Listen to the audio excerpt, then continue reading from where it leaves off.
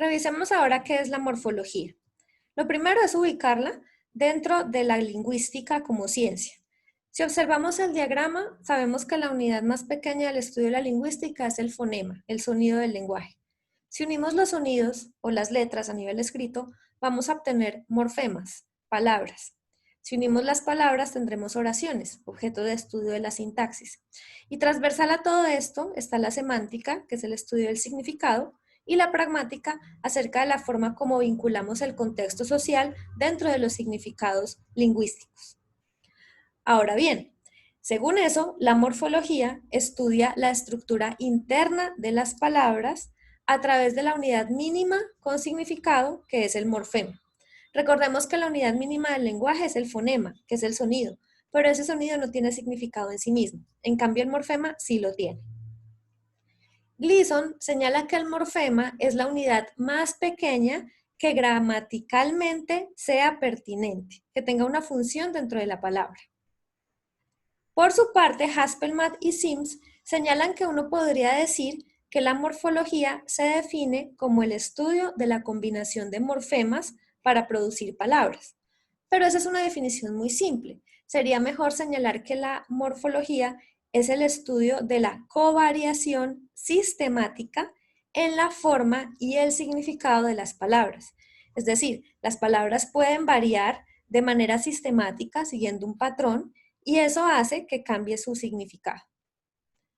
Para la nueva gramática, la morfología es la parte de la gramática que se ocupa de la estructura de las palabras, pero también de las variables que presentan las palabras y del papel gramatical que desempeña cada segmento en relación con los demás elementos. Recordemos que Saussure señala que el lenguaje, que la lengua es un sistema que depende en sus estructuras unas de otras. Entonces, si sabemos qué significa repintar, podemos saber también qué significa revestir, retorcer o revivir. Pero ojo, porque no siempre ocurre igual. Por ejemplo, remolacha no tiene un sufijo re de volver a. En cambio, repollo sí, porque quiere decir volver a retoñar. Entonces es muy importante mirar hasta dónde las palabras efectivamente están compuestas de morfemas y hasta dónde no. Y ese ejercicio de saber cuándo tienen morfemas y cuándo no, lo podemos usar o aplicar cuando buscamos otras palabras en las que ocurran los mismos patrones. Miremos, por ejemplo, estas palabras en inglés. Van a revisar cada una y van a pensar si es una palabra que tiene morfema o si es un lexema puro. Le colocan pausa al video y las clasifican. Debió quedarles algo así. Night es una palabra compleja porque al añadirle la S queda en plural, igual que cat y cats o trick y tricks. Lo mismo playing, al añadirle el ing queda en gerundio, igual que think, thinking o run, running. Lo mismo ocurre con estas otras, con adverbios, negaciones, formas en pasado, otros adverbios o otras formas de mencionar la repetición.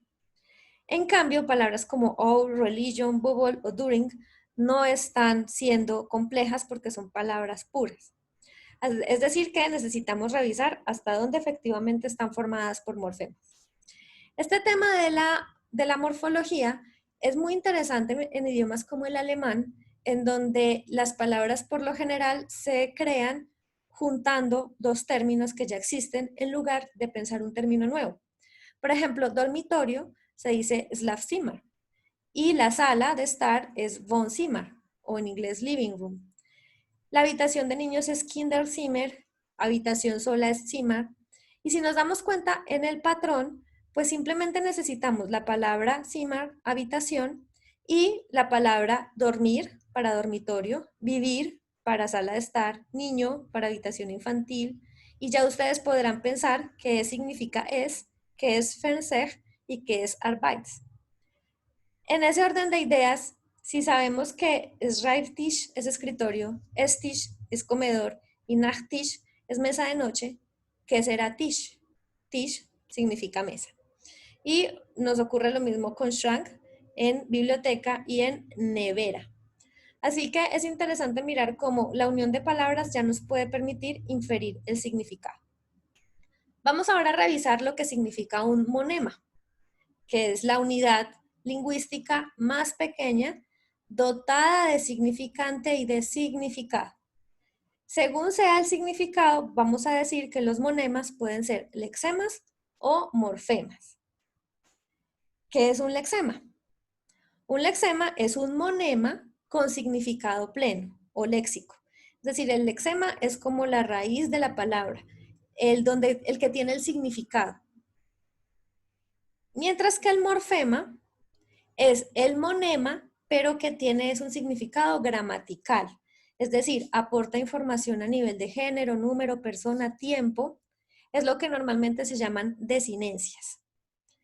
Los morfemas pueden ser definidos entonces como las unidades con significado más pequeñas de una expresión lingüística. Pongamos por caso la palabra panadero, zapatero, librero. Los lexemas son los que tienen el significado, panat, zapat, libr. Y el morfema es ero, que indica persona que hace. Entonces esas palabras se pueden segmentar en morfemas y lexemas. Por lo general, un morfema tiene 3 características específicas. 1, que son sonidos identificables. 2, que tienen un significado concreto. Y 3, que tienen un comportamiento sintagmático, es decir, se ubican al inicio, en el medio o al final de la palabra. En gato, el lexema, es decir, la raíz con significado es gat. Y el morfema es o, porque yo también podría decir gata. Entonces, la diferencia entre la A y la O hace que este término, esa O, esa vocal sea un morfema. Y la palabra completa se llamaría monema. Entonces, monema es la palabra, lexema es la raíz que tiene el significado y morfema es la desinencia o el segmento que aporta la información gramatical. En este caso, el lexema significa que es mamífero, carnívoro, felino, y la O quiere decir que tiene género masculino.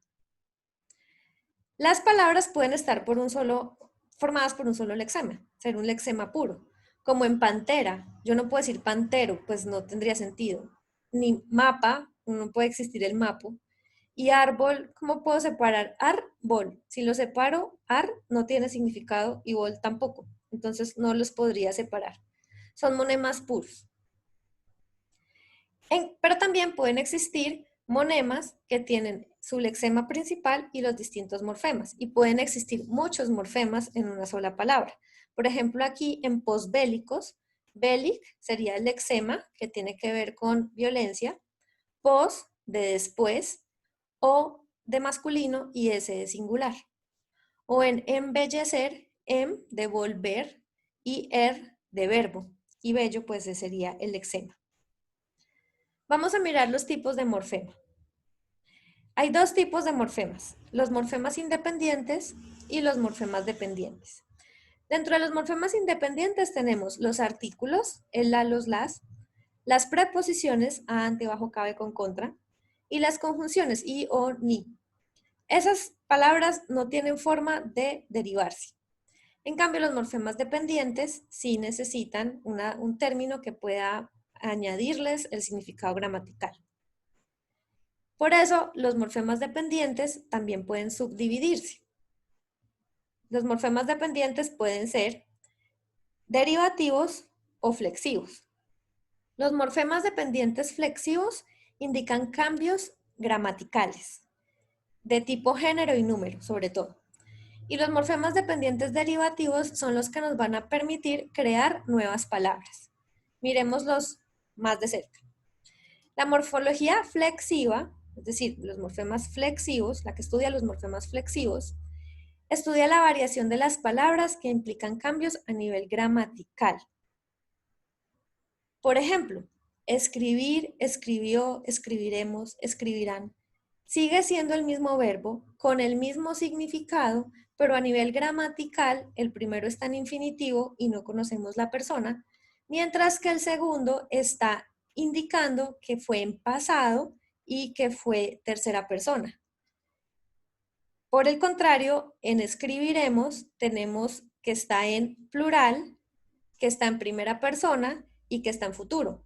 Y esa información la brinda es el morfema flexivo. Es la misma palabra, pero tiene un sentido gramatical diferente. Casi siempre es género y número. En cambio, la morfología léxica también es llamada la morfología de formación de palabras, porque estudia la estructura de las palabras y las pautas que permiten construir o derivar nuevas palabras. Miremoslo con un ejemplo, con el mismo ejemplo de escribir. Una cosa es escribir, pero otra cosa es el escritor, y algo diferente es la escritura o un escrito. Entonces, fíjense que son palabras que derivan de una principal, pero que forma palabras diferentes. Y por lo general cambia la categoría gramatical. Puede ser sustantivo, o puede ser verbo, o puede ser adjetivo. Entonces se están formando nuevas palabras, como en el caso de la familia de palabras de mar, por ejemplo. Yo puedo tener todas estas posibilidades para formar nuevas palabras. Ok, entonces hasta aquí el tema de la morfología, de qué significa, en qué consiste.